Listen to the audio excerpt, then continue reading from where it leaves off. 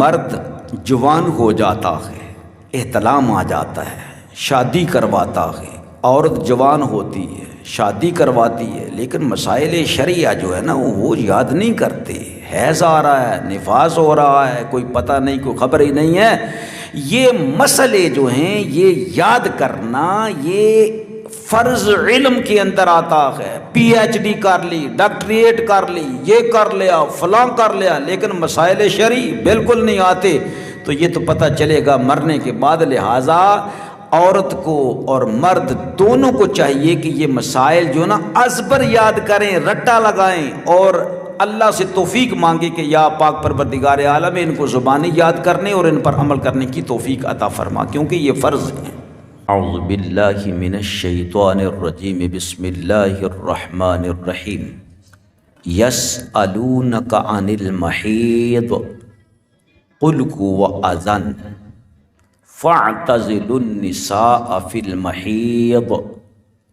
ولا تقربوهن حتى يطهرن فإذا تطهرن فأتوهن من حيث أمركم الله إن الله يحب التوابين ويحب المتطهرين آمنت بالله صدق الله مولانا العظيم۔ اے محبوب صلی اللہ علیہ وآلہ وسلم، آپ سے حیض کے بارے میں لوگ سوال کرتے ہیں، آپ فرما دیں کہ وہ گندی چیز ہے، یعنی تکلیف ہے، تو حیض میں عورتوں سے بچو اور ان سے قربت نہ کرو، یعنی ان سے ہم بستری نہ کرو جب تک پاک نہ ہو لیں، تو جب پاک ہو جائیں ان کے پاس اس جگہ سے آؤ، یعنی وہاں سے ہم بستری کرو جس کا اللہ نے تمہیں حکم دیا ہے، یعنی آگے کی شرمگاہ سے، نہ کہ دبر سے، پیچھے سے نہیں، آگے سے۔ بے شک اللہ تعالی دوست رکھتا ہے توبہ کرنے والوں کو اور دوست رکھتا ہے پاک ہونے والوں کو۔ تو آج کے درس میں انشاءاللہ تعالی بیان کیا جائے گا حیض کا، نفاس کا اور استحاضہ کا۔ صحیح مسلم میں جناب انس بن مالک رضی اللہ تعالی عنہ سے مروی ہے کہ یہودیوں میں جب کسی عورت کو حیض آتا تو یہودی اسے نہ اپنے پاس کھلاتے اور نہ ہی اپنے گھروں میں رکھتے۔ صحابہ کرام نے نبی اقدس صلی اللہ علیہ وسلم سے سوال کیا، اس پر اللہ تعالیٰ نے یہ آیہ کریمہ نازل فرمائی کہ یسألونک عن المحیض، یہ آیہ کریمہ نازل فرمائی، ارشاد فرمایا نبی اقدس صلی اللہ علیہ وسلم نے کہ جماع یعنی ہم بستری کے سوا سب کچھ جائز ہے۔ اس کی خبر یہود کو پہنچی تو کہنے لگے کہ یہ نبی محمد صلی اللہ علیہ وسلم تو ہماری ہر بات کا خلاف کرنا چاہتے ہیں۔ اس پر حضرت اسید بن حضیر اور عباد بن بشر دونوں نے آ کر عرض کی کہ یہود ایسا ایسا کہہ رہے ہیں، تو کیا ہم اپنی بیویوں سے حیض کی حالت میں جماع نہ کریں، یعنی ان سے ہم بستری کرنا شروع کر دیتے ہیں تاکہ مکمل طور پر یہودیوں کی مخالفت ہو جائے۔ جب یہ کلمہ ان دونوں صحابہ نے کہا تو رسول خدا صلی اللہ علیہ وسلم کا روح مبارک متغیر ہو گیا، یہاں تک کہ ہم گمان کرنے لگے کہ ان دونوں صحابہ پر اللہ کے رسول صلی اللہ علیہ وسلم نے غضب فرمایا ہے۔ وہ دونوں ڈر کے مارے چلے گئے اور ان کے جانے کے بعد رسول اللہ صلی اللہ علیہ وسلم کی بارگاہ میں ہدیہ آیا دودھ کا۔ حضور اکرم صلی اللہ علیہ وسلم نے دونوں کو آدمی بھیج کر بلوایا اور دونوں کو دودھ پلایا، تو دونوں نے سمجھا کہ ہم پر اللہ کے رسول صلی اللہ علیہ وسلم نے غضب نہیں فرمایا۔ اسی طرح صحیح بخاری میں ہے، ام المؤمنین سیدہ عائشہ صدیقہ رضی اللہ تعالی عنہا فرماتی ہیں کہ ہم حج کے لیے نکلے اور جب صرف مقام میں پہنچے تو مجھے حیض آ گیا، تو میں رو رہی تھی، اللہ کے رسول صلی اللہ علیہ وسلم میرے پاس تشریف لائے، فرمایا تجھے کیا ہوا ہے، کیا تجھے حیض آ گیا ہے؟ عرض کی ہاں یا رسول اللہ صلی اللہ علیہ وسلم۔ تو رسول اللہ صلی اللہ علیہ وسلم نے فرمایا یہ ایسی چیز ہے جس کو اللہ تعالیٰ نے آدم علیہ السلام کی بیٹیوں کے لیے لکھ دیا ہے، تو سوائے خانہ کعبہ کے طواف کے سب کچھ ادا کر، جسے حاجی لوگ ادا کرتے ہیں۔ سیدہ فرماتی ہیں کہ رسول اللہ صلی اللہ علیہ وسلم نے اپنی ازواج مطہرات کی طرف سے ایک گائے قربانی کی، یعنی سب کچھ کر لے، صرف طواف کعبہ نہیں کرنا، وہ جب عورت پاک ہو جاتی ہے تو اس کے بعد طواف کعبہ کر لیتی ہے۔ صحیح بخاری میں ہے، عروہ رضی اللہ تعالی عنہ سے سوال کیا گیا کہ حیض والی عورت میری خدمت کر سکتی ہے؟ اور جنب یعنی جنابت کی حالت میں عورت ہو تو کیا وہ میرے قریب آ سکتی ہے؟ عروہ نے جواب دیا یہ سب کچھ مجھ پر آسان ہے اور یہ سب میری خدمت کر سکتی ہے اور کسی پر اس میں کوئی حرج نہیں ہے۔ مجھے ام المؤمنین عائشہ صدیقہ رضی اللہ تعالی عنہا نے خبر دی کہ وہ حیض کی حالت میں رسول اکرم صلی اللہ علیہ وسلم کے سر مبارک میں گنگا کرتی تھی، اور حضور اکرم صلی اللہ علیہ وسلم معتکف ہوتے تھے مسجد میں،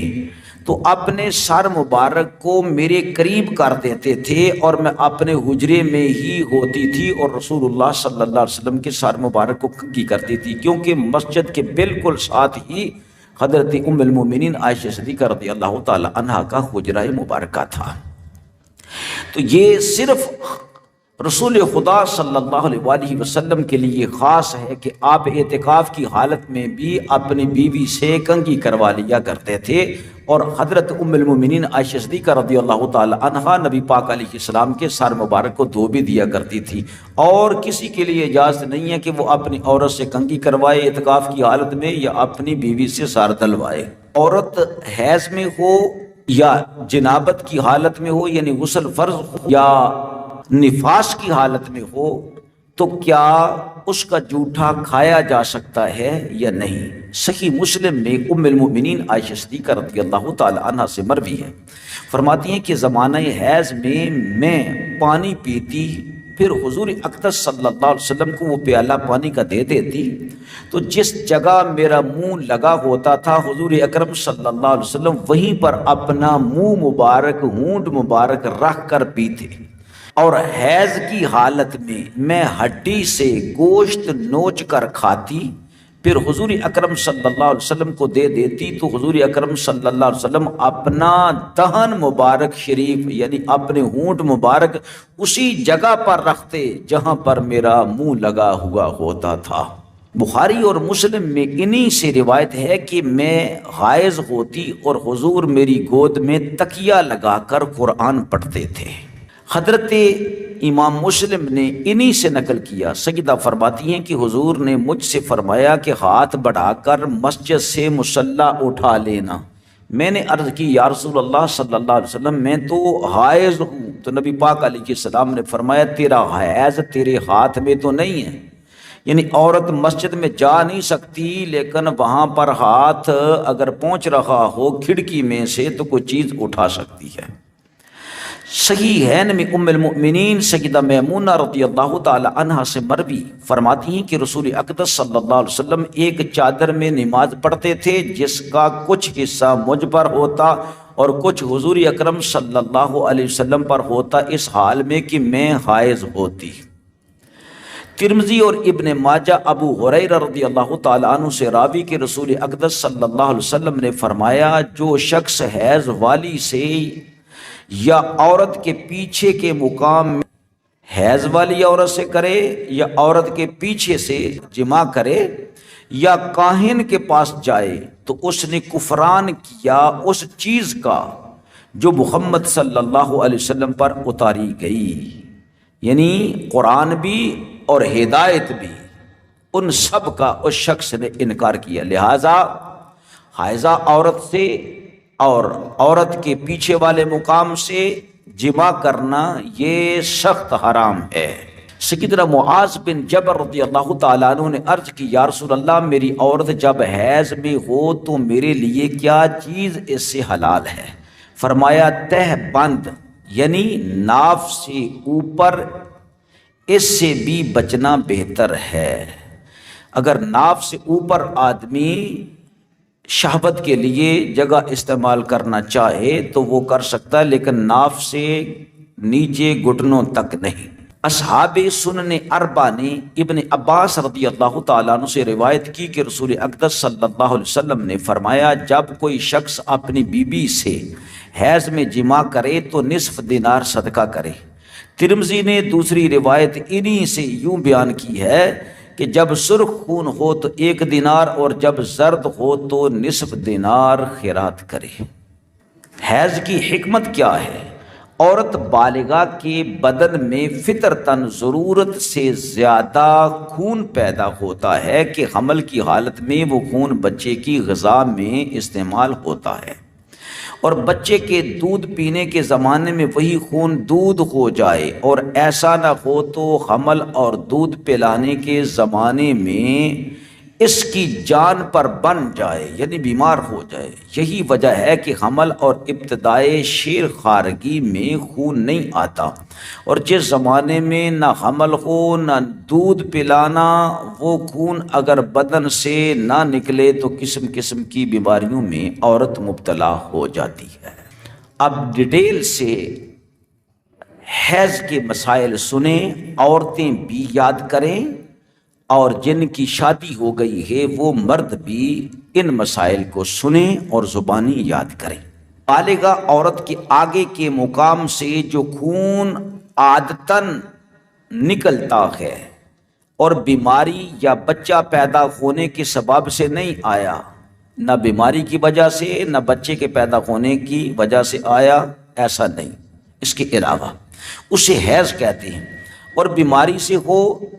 تو اس کو استحاضہ کہتے ہیں، اور بچہ پیدا ہونے کے بعد ہو تو وہ حیض نہیں بلکہ وہ نفاس ہے۔ حیض کی مدت کم سے کم 3 دن 3 راتیں، یعنی پورے 72 گھنٹے۔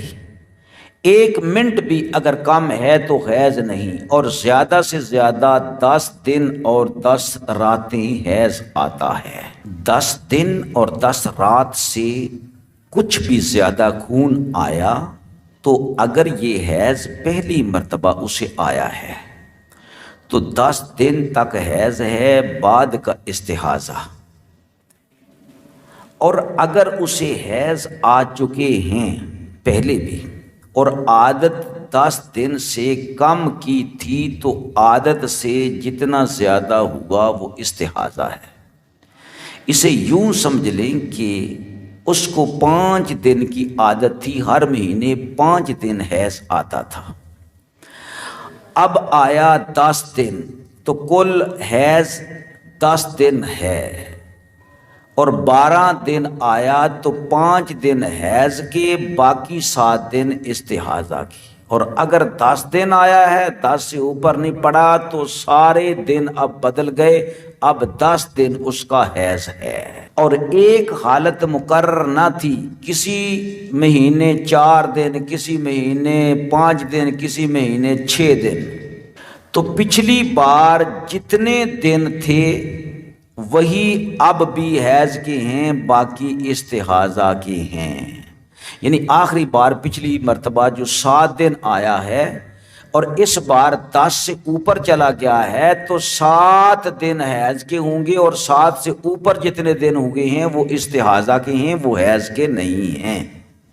اور استحاضہ میں نماز بھی پڑھی جاتی ہے وضو کر کے، ٹھیک ہے، روزہ بھی رکھا جاتا ہے، اور جماع بھی کیا جاتا ہے، خم بستری بھی کی جاتی ہے، وہ حیض نہیں ہوتا۔ یہ ضروری نہیں کہ مدت میں ہر وقت خون جاری رہے جب ہی حیض ہو، نہیں، بلکہ اگر بعض وقت بھی آئے جب بھی حیض ہی ہے۔ اگر داغ لگا تو حیض شروع ہو گیا، 3 دن کے بعد پھر لگا، پھر آگے چلتے چلتے 9ویں دن لگا، پھر 10ویں دن لگا، تو 10 دن ہی حیض کے ہیں۔ اور اگر 11ویں 12ویں دن لگا اور پہلے اس کی عادت تھی 6 دن کی، چونکہ 10 سے اوپر بھی لگا یا خون جاری تھا، تو لہٰذا 6 دن اس کی عادت کے جو ہیں وہ حیض کے ہوئے، اوپر جو گزرے ہیں وہ استحاضہ کے ہیں، اس میں جو رمضان کے روزے چھوٹے ہیں ان کی قضا بھی ضروری ہے، اور جو نمازیں چھوٹ گئی ہیں ان نماز کا ادا کرنا بھی اس پر قضا فرض ہے۔ کم سے کم 9 برس کی عمر سے حیض شروع ہوگا، اور انتہائی عمر حیض آنے کی 55 سال ہے۔ اس عمر والی عورت کو عائشہ اور اس عمر کو سن ایاس کہتے ہیں۔ اگر 9 سال سے کم حیض آیا یا 55 سال سے زیادہ کو حیض آیا تو وہ حیض نہیں ہوگا بلکہ وہ استحاضہ ہوگا، بیماری کا خون ہے۔ حمل والی کو جو خون آیا وہ حیض نہیں ہے، وہ استحاضہ ہے، روزہ بھی رکھے گی اور اس میں وہ نماز بھی ادا کرے گی۔ یوں ہی بچہ پیدا ہوتے وقت جو خون آیا اور ابھی آدھے سے زیادہ بچہ باہر نہیں نکلا تو وہ استحاضہ ہے، نفاس نہیں ہے۔ 2 حیضوں کے درمیان کم سے کم پورے 15 دن کا فاصلہ ضروری ہے۔ یوں ہی نفاس اور حیض کے درمیان بھی 15 دن کا فاصلہ ضروری ہے۔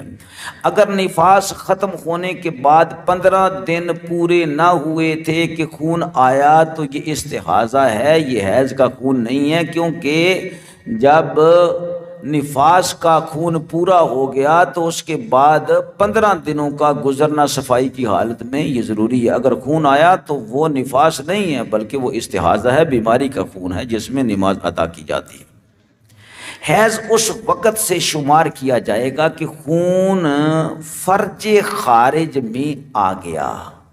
تو اگر کوئی کپڑا رکھ لیا ہے جس کی وجہ سے فرج خارج میں نہیں آیا، داخل ہی میں رکا ہوا ہے، تو جب تک کپڑا نہ نکالے گی حیض والی نہ ہوگی، نمازیں پڑھے گی، روزہ رکھے گی۔ حیض کے 6 رنگ ہیں: سیاہ رنگ، سرخ رنگ، سبز رنگ، زرد رنگ، گدلا رنگ، مٹیالہ یعنی مٹی والا۔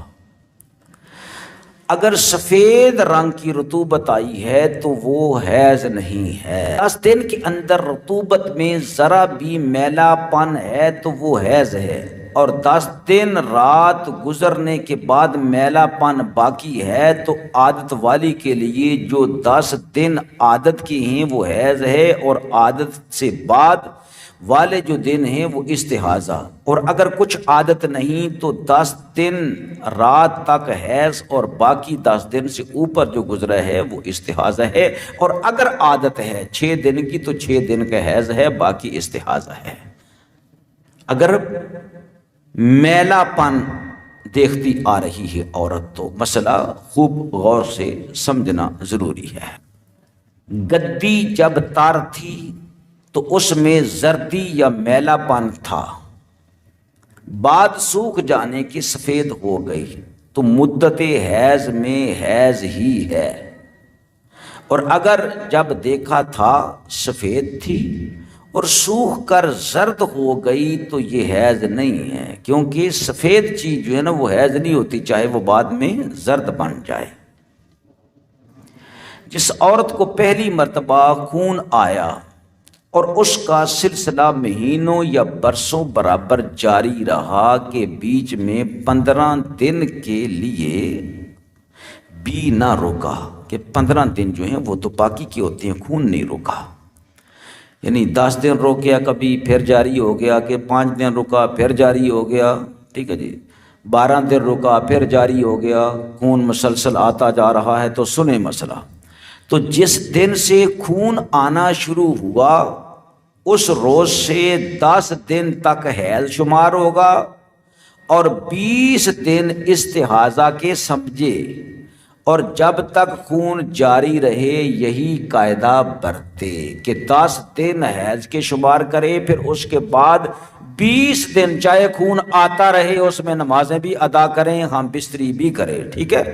اور 20 دن کے بعد پھر دوبارہ استحاضہ کا نہیں بلکہ حیض کا خون شمار ہونا شروع ہو جائے گا۔ اور اگر اس سے پیشتر پہلے ہی حیض آ چکا ہے تو اس سے پہلے جتنے دن حیض کے تھے ہر 30 دن میں اتنے دن حیض کے سمجھے، باقی جو دن بچیں وہ استحاضہ کے شمار کرے۔ مثال کے طور پر ایک عورت ہے، اس کو 6 دن خون آتا تھا، اس کی عادت تھی۔ اب اس کو بیمار ہو گئی کہ اس کو خون آتا ہی رہتا، کبھی رک گیا کبھی آیا، کبھی رک گیا کبھی آیا، تو ہر مہینے وہ 6 دن جو ہیں وہ حیض کے شمار کرے گی اور اس کے بعد والے دن جو ہیں وہ استحاضہ کے شمار کرے گی۔ جس عورت کو عمر بھر خون آیا ہی نہیں یا آیا مگر 3 دن سے کم آیا تو عمر بھر وہ پاک ہی رہی، اور اگر ایک بار 3 دن رات خون آیا پھر کبھی نہ آیا تو وہ فقط 3 دن رات حیض کے ہیں، باقی ہمیشہ کے لیے وہ پاک ہی رہی ہے۔ جس عورت کو 10 دن خون آیا اس کے بعد سال بھر تک پاک رہی پھر برابر خون جاری رہا تو وہ اس زمانے میں نماز روزے کے لیے ہر مہینہ میں 10 دن حیض کے سمجھے، 20 دن استحاضہ کے سمجھے، کیونکہ اس کی کوئی عادت نہیں ہے۔ کسی عورت کو ایک بار حیض آیا،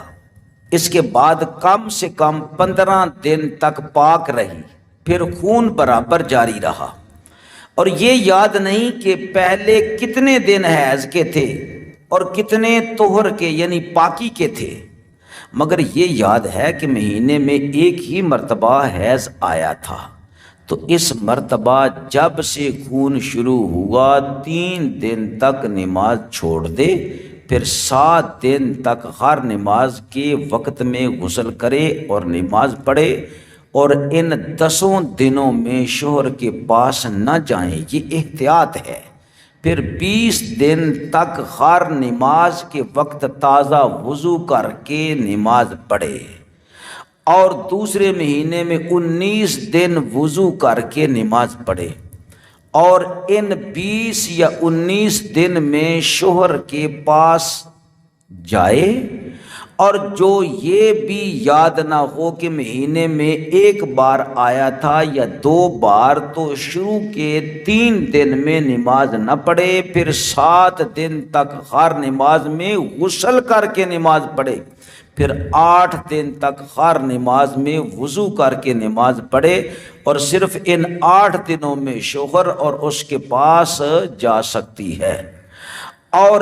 ان 8 دن کے بعد بھی 3 دن تک ہر وقت میں وضو کر کے نماز پڑھے، پھر 7 دن تک غسل کر کے اور اس کے بعد 8 دن تک وضو کر کے نماز پڑھے، اور یہی سلسلہ ہمیشہ جاری رکھے۔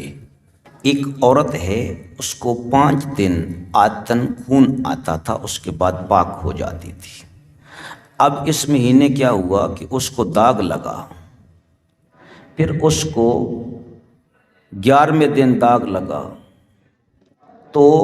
اس کی عادت کے جو دن تھے نا 5 دن، وہ حیض کے شمار ہوں گے، جو اوپر والے ہیں وہ استحاضہ کی یعنی بیماری کی شمار ہوں گے۔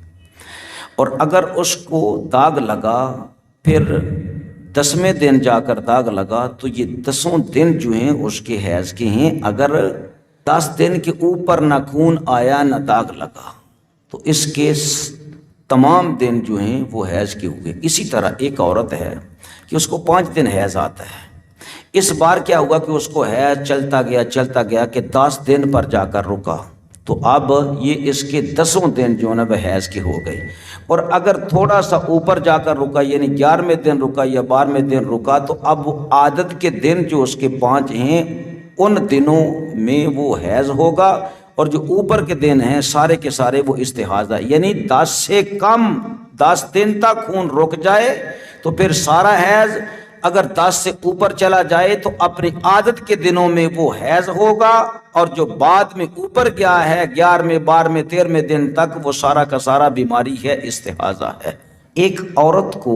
5 دن حیض آتا ہے، لیکن اس بار کیا ہوا کہ تھوڑا سا داغ لگا، پھر دوسرے دن لگ گیا، پھر تیسرے دن لگ گیا، پھر 5ویں دن لگ گیا، پھر اس کے بعد نہیں لگا، تو اس کے 5 دن جو عادت کے ہیں وہ پورے حیض کے ہی ہیں، یعنی داغ لگتا جاتا ہے تو وہ حیض ہی ہوتا ہے۔ اگر 10 دن تک رک گیا، 10ویں دن جا کر تو اس کی عادت بدل گئی، اب 10 دن حیض کے شمار ہوں گے، اور اگر 10 سے اوپر گیا تو پھر کیا ہوگا؟ عادت کے جو 5 دن ہیں وہ حیض کے ہوں گے، جو اوپر گزرے ہیں وہ بیماری کے ہیں، کیونکہ 10 سے اوپر بھی داغ لگا ہے یا خون مسلسل جاری رہا ہے۔ حیض کے بعد اب ذکر ہے نفاس کا۔ نفاس میں کمی کی جانب کوئی مدت مقرر نہیں ہے، اور نفاس کہتے ہیں اس خون کو جو بچے کی ولادت کے بعد آتا ہے، چاہے وہ 1 دن آئے چاہے 1 گھنٹہ آئے، یعنی کم از کم کوئی مدت نہیں، اور زیادہ سے زیادہ 40 دن تک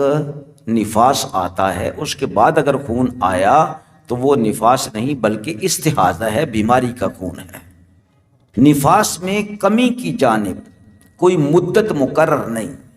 نصف سے زیادہ بچہ نکلنے کے بعد 1 آن بھی خون آیا تو وہ نفاس ہے، اور زیادہ سے زیادہ اس کا زمانہ 40 دن رات ہے، اور نفاس کی مدت کا شمار اس وقت سے ہوگا کہ آدھے سے زیادہ بچہ نکل آیا ہے تو گنتی شروع دنوں کی، اور اگر اس بیان میں جہاں بچہ ہونے کا لفظ آئے گا اس کا مطلب آدھے سے زیادہ باہر آ جانا ہے۔ کسی کو 40 دن سے زیادہ خون آیا تو اگر اس کی پہلی بار بچہ پیدا ہوا ہے، یا یہ یاد نہیں کہ اس سے پہلے بچہ پیدا ہونے میں کتنے دن خون آیا تھا، تو 40 دن رات نفاس ہے، باقی 40 سے اوپر اگر آیا تو وہ بیماری ہے، یعنی استحاضہ ہے۔ اور جو پہلی عادت معلوم ہو تو عادت کے دنوں تک نفاس ہے، اور جتنا زیادہ ہے وہ استحاضہ ہے۔ جیسے عادت 30 دن کی تھی، اس بار 45 دن آیا تو 30 دن نفاس کے ہیں، اور باقی 15 دن جو ہیں وہ استحاضہ کے ہیں، یعنی بیماری کے ہیں۔ ایک عورت کو بچہ پیدا ہوا، 5 دن اس کو خون آتا گیا، دوسری مرتبہ بچہ پیدا ہوا 5 دن خون آیا، تیسری مرتبہ بچہ پیدا ہوا تو 40 دن آیا تو 40 دن ہی نفاس کے ہیں۔ اگر 40 سے اوپر بڑھا 41ویں دن تک یا اوپر بڑھتا گیا تو عادت کے دن کتنے دن خون آیا؟ جو 5 دن خون آیا ہے وہ عادت کے مطابق اس کا نفاس ہوگا، اور باقی جو ہیں وہ استحاضہ یعنی بیماری شمار ہوگا۔ عادت کے دنوں کو شمار کیا جائے گا کہ اتنے دن اس کو نفاس آتا تھا پہلے بھی۔ بچہ پیدا ہونے سے پیشتر جو خون آیا ہے وہ ہرگز نفاس نہیں ہے بلکہ وہ استحاضہ ہے، اگرچہ آدھا باہر آ گیا ہو، حمل ساقط ہو گیا اور اس کا کوئی عضو بن چکا تھا بچے کا، جیسے ہاتھ پاؤں یا انگلیاں، تو یہ خون نفاس ہے۔ اگر 40 دن آیا تو 40 دن ہی رکے گی اگر بچے کا کوئی عضو بن گیا ہوا ہے تو، ورنہ اگر 3 دن رات تک رہا اور اس سے پہلے 15 دن پاک رہنے کا زمانہ بھی گزر چکا ہے تو وہ حیض ہے، اور جو 3 دن سے پہلے ہی بند ہو گیا یا ابھی پورے 15 دن طہارت کے نہیں گزرے ہیں تو یہ استحاضہ ہے۔ پیٹ سے بچہ کاٹ کر نکالا گیا تو اس کے آدھے سے زیادہ نکالنے کے بعد نفاس شروع ہو جائے گا گنتی میں۔ حمل ساقط ہونے سے پہلے کچھ خون آیا کچھ بعد کو، تو پہلے والا استحاضہ ہے، بعد والا نفاس ہے، جبکہ بچے کا عضو بن گیا ہو۔ حمل ساقط ہوا اور یہ معلوم نہیں کہ کوئی عضو بنا تھا یا نہیں بنا تھا، نہ یہ یاد کہ حمل کتنے دن کا تھا کہ اسی سے عضو کا بننا نہ بننا معلوم ہو جاتا، یعنی 120 دن ہو گئے تو عضو بن جانا قرار دیا جائے گا، اور بعد اسقاط کے خون ہمیشہ کو جاری ہو گیا تو اسے حیض کے حکم میں سمجھے کہ حیض کی جو عادت تھی اس کے گزرنے کے بعد نہا کر نماز شروع کر دے، اور عادت نہ تھی تو 10 دن حیض کے شمار کرے، اور باقی وہی احکام ہیں جو حیض کے بیان میں نے آپ لوگوں کے سامنے بیان کر دیے۔ جس عورت کے 2 بچے جڑواں پیدا ہوئے، یعنی دونوں کے درمیان 6 مہینے سے کم کا زمانہ ہے، چاہے 1 دن کا ہے چاہے 1 گھنٹے کا ہے، تو پہلا ہی بچہ پیدا ہونے کے بعد سے نفاس سمجھا جائے گا۔ جب پہلا بچہ پیدا ہو گیا، چاہے گھنٹے بعد دوسرا بچہ پیدا ہوا، 2 گھنٹے بعد یا 10 گھنٹے بعد ہوا، تو پہلے کو ہی نفاس سمجھا جائے گا۔ پھر اگر دوسرا 40 دن کے اندر پیدا ہوا اور خون آیا تو پہلے سے 40 دن تک نفاس ہے۔ پھر استحاضہ، چاہے 38 دن کے بعد دوسرا بچہ پیدا ہوا ہے تو 2 دن باقی رہ گئے ہیں نفاس میں، کیونکہ پہلے بچے سے جو خون جاری ہوا ہے بچے کی پیدائش کے بعد وہیں سے گنتی شروع ہے، اور باقی جو ہو اس کے اوپر 40 سے اوپر جو ہوا ہے وہ استحاضہ ہے۔ اگر 40 دن کے بعد پیدا ہوا تو اس پچھلے کے بعد جو خون آیا وہ استحاضہ ہے، نفاس نہیں، مگر دوسرے کے پیدا ہونے کے بعد بھی نہانے کا حکم دیا جائے گا۔ جس عورت کے 3 بچے پیدا ہوئے کہ پہلے اور دوسرے میں 6 مہینے سے کم فاصلہ ہے، یوں ہی دوسرے اور تیسرے میں اگرچہ پہلے اور تیسرے میں 6 مہینے کا فاصلہ ہو، جب بھی نفاس پہلے ہی سے ہے، پھر اگر 40 دن کے اندر یہ دونوں بھی پیدا ہو گئے تو پہلے کے بعد سے بڑھ 40 دن تک نفاس ہے، اور اگر 40 دن کے بعد ہیں تو ان کے بعد جو خون آئے گا وہ استحاضہ ہے، مگر ان کے بعد بھی غسل کا حکم ہے۔ اگر دونوں میں 6 مہینے یا زیادہ کا فاصلہ ہے تو دوسرے کے بعد بھی نفاس گنتی کیا جائے گا۔ 40 دن کے اندر کبھی خون آیا کبھی نہیں آیا تو سب نفاس ہی ہے، اگرچہ 15 دن کا فاصلہ ہو جائے۔ حیض و نفاس والی عورت کو قرآن مجید پڑھنا دیکھ کر یا زبانی اور اس کا چھونا، اگرچہ اس کی جلد یا چولی یا حاشیہ کو ہاتھ یا انگلی کی نوک یا بدن کا کوئی حصہ لگے، یہ سب حرام ہے۔ کاغذ کے پرچے پر کوئی سورہ یا آیت لکھی ہو، اس کا چھونا بھی حرام ہے۔ اسی طرح وہ شخص جس پر غسل فرض ہو، جزدان میں قرآن مجید ہو تو اس جزدان کے چھونے میں کوئی حرج نہیں ہے۔ حیض والی عورت، نفاس والی عورت اور جس پر کے غسل فرض ہے، جنبی آدمی، اس حالت میں کرتے کے دامن یا دوپٹے کے آنچل سے یا کسی ایسے کپڑے سے جس کو پہنے ہوئے ہو، اوڑے ہوئے ہو، قرآن مجید چھونا حرام ہے۔ اسی طرح وہ آدمی جس نے اپنا رومال اوپر لیا ہوا اس طرح اور اس کا وضو نہیں ہے یا غسل نہیں ہے تو وہ اس کپڑے سے قرآن مجید کو نہیں چھو سکتا ہے۔ اس حالت میں قرآن مجید اور کتب دینیہ پڑھنے اور چھونے سے متعلق وہی سب احکام ہیں جو اس شخص کے بارے میں ہیں جس پر نہانا فرض ہے، یعنی جنبی آدمی ہے۔ ہاں، اپنے رومال کو الگ کر لے اور پھر وہ قرآن پاک کو رومال سے اٹھا سکتا ہے۔ ایسے ہی عورت جس نے اپنے اوپر دوپٹہ لیا ہوا ہے، جو بچا ہوا کپڑا ہے، اس سے وہ قرآن پاک کو نہیں اٹھا سکتی۔ اگر یوں کر کے صاف کپڑا ہے، اس کا دوپٹہ ہے، تو اب قرآن پاک کو دوپٹے کے ساتھ وہ اٹھا سکتی ہے۔ معلمہ جو پڑھانے والی ہے، اس کو حیض یا نفاس ہوا تو ایک ایک کلمہ سانس توڑ توڑ کر پڑھائے، اور ہجے کرانے میں تو ویسے ہی کوئی حرج نہیں ہے نا، با الف زبر با، تو اس میں کوئی حرج نہیں ہے۔ ہاں، اگر اس نے پڑھانا ہے قرآن پاک تو وہ کہے گی اِنَّا أَعْطَيْنَاكَ الْكَوْثَرَ، اس طرح کر کے نا توڑ توڑ کے پھر وہ پڑھائے گی۔ دعائے قنوت پڑھنا اس حالت میں مکروہ ہے،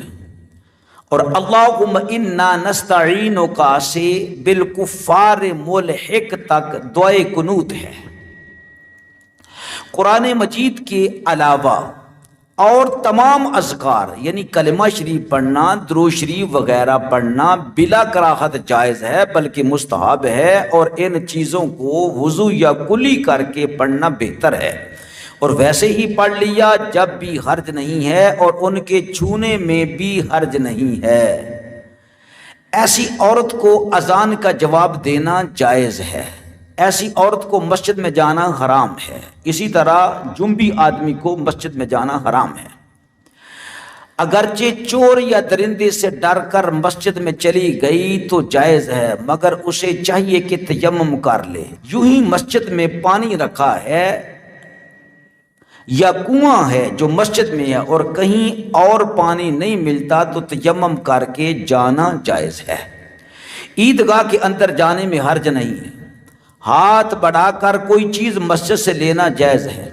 خانہ کعبہ کے اندر جانا اور اس کا طواف کرنا اگرچہ مسجد حرام کے باہر سے ہو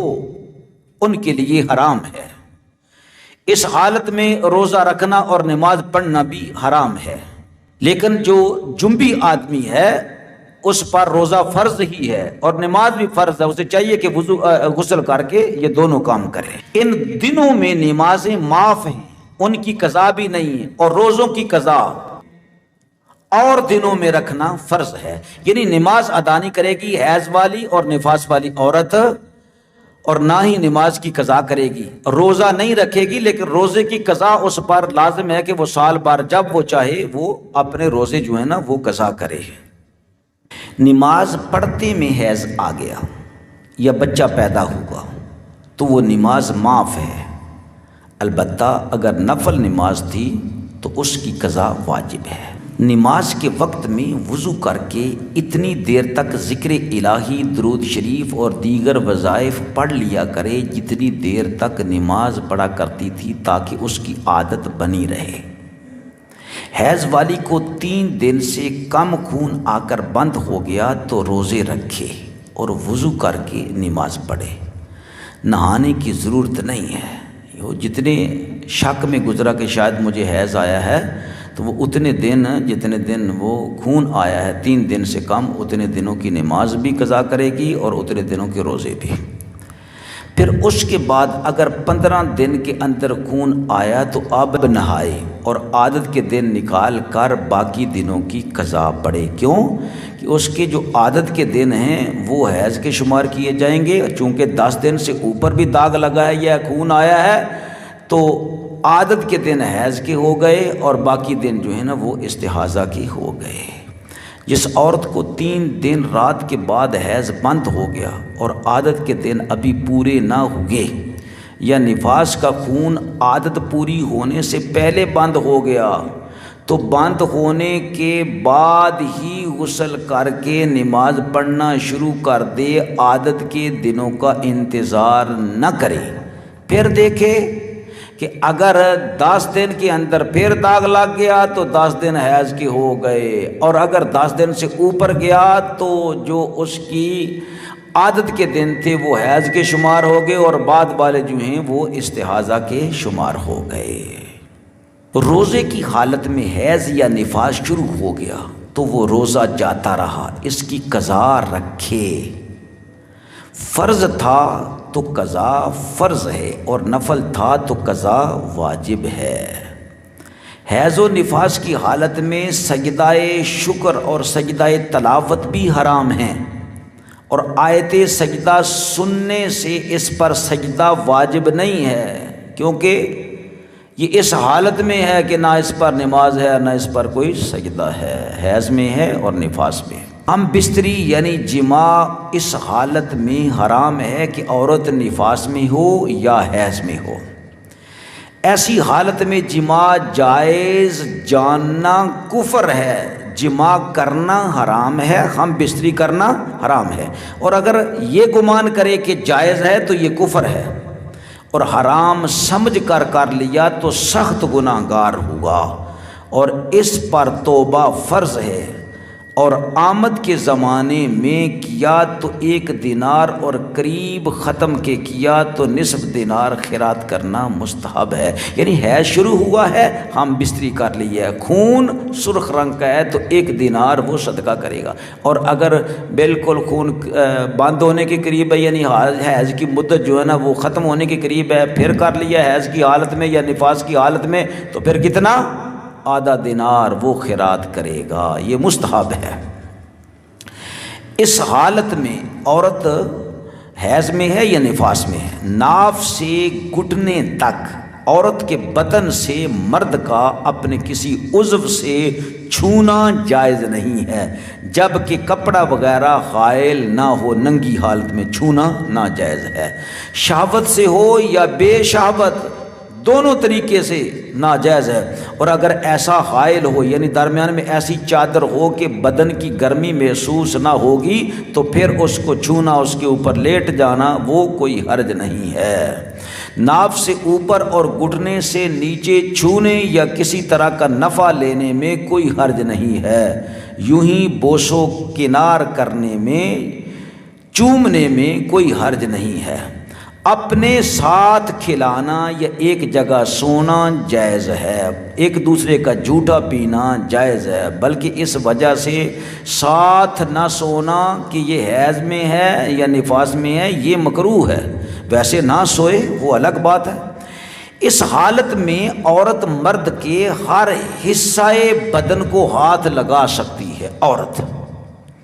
اگر ہمراہ سونے میں غلبہ شہوت اور اپنے کو قابو میں نہ رکھنے کا احتمال ہو تو ساتھ نہ سوئے، اور اگر گمان غالب ہو کہ مجھے کچھ بھی نہیں ہوگا تو پھر عورت کے ساتھ وہ سو سکتا ہے۔ پورے 10 دن پر ختم ہوا تو پاک ہوتے ہی اس سے جماع جائز ہے۔ اگر 10 دن پورے ہو کے حیض ختم ہوا یا 40 دنوں کے بعد نفاس ختم ہوا، 40 دن پورے ہو کر، تو پھر بغیر نہائے ہی اس سے ہم بستری کر سکتا ہے، اگرچہ اب تک اس عورت نے غسل نہ کیا ہو، مگر مستحب یہ ہے کہ وہ نہا لے اور اس کے بعد ہم بستری کی جائے۔ 10 دن سے کم حیض کا خون ختم ہو گیا، یعنی 6 دن کی عادت تھی حیض کا خون ختم ہو گیا، یا 20 دن کی عادت تھی نفاس کی، بچے کی پیدائش کے بعد کہ خون آتا ہے، اس کے بعد وہ خون بند ہو گیا اپنی مدت پر آ کر، تو ایسی صورت میں اب جب تک وہ نہا نہیں لے گی اس سے ہم بستری نہیں کر سکتا، یا یہ کہ ایک کامل نماز کا وقت نہ گزر جائے۔ اگر وقت گزر جائے تو وہ گناہ ہے کہ کیوں نہیں نہائی، نماز کیوں نہیں پڑھی۔ ہاں مسئلہ اپنی جگہ پر ہے کہ اگر ایک نماز کا کامل وقت گزر گیا تو اب نہائے بغیر بھی اپنے شوہر سے وہ ہم بستری کر سکتی ہے۔ تو جو عورت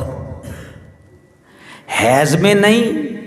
نفاس میں نہیں، یعنی 40 دن کے اوپر آ گیا ہے نفاس، 10 دن کے اوپر آ گیا حیض، یا اس کی عادت 6 دن تھی 10 دن کے اوپر آ گیا تو 6 دن اس کی عادت کے ہوئے، باقی اس کے استحاضہ کی ہوئی۔ تو استحاضہ کے حکام کیا ہے میں نے بتا دیا ہے، اس میں روزہ رکھنا بھی ضروری ہے، اس میں نماز پڑھنی بھی ضروری ہے۔ ہر نماز کے وقت جو ہے اپنا کپڑا جو ہے شرمگاہ سے نکال دے گی اور دوسرا کپڑا رکھ کے وہ وضو بھی کرے گی، تازہ وضو۔ اگر کپڑا خون سے باہر نہیں گیا ہے تو پہلے جو کپڑا رکھا ہے وہی کافی ہے، صرف نماز ہر نماز کے وقت نیا وضو کرے گی۔ اگر کپڑے خراب ہو گئے ہیں تو ان کو دھونا وہ الگ مسئلہ ہے کہ ان کو دھونا لازم ہے، ٹھیک ہے۔ تو یہ استحاضہ والی عورت کے احکام ہیں۔ اللہ رب العزت سب عورتوں کو مسائل یاد کرنی، ان پر عمل کرنے کی توفیق نصیب فرمائے۔